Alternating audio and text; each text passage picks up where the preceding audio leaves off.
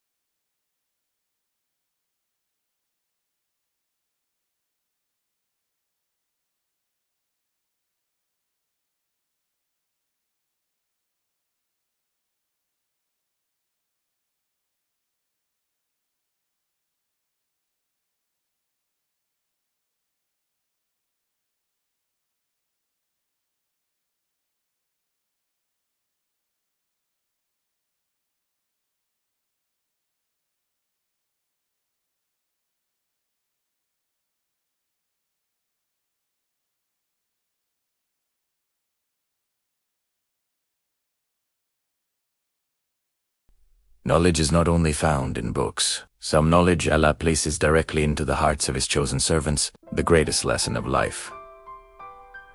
What we see versus Allah's decision. Sometimes in life, your boat is damaged. Something is taken from you. You say, injustice has been done to me. But perhaps that very loss was your protection, your mercy. The real secret of Qida is not whether he is alive or not. The real question is, do you trust your eyes or do you trust the knowledge of your Lord? A live webinar is coming on Thursday the 5th of February at 9 p.m. on this YouTube channel. Write Alhamdulillah in the comments and like the video.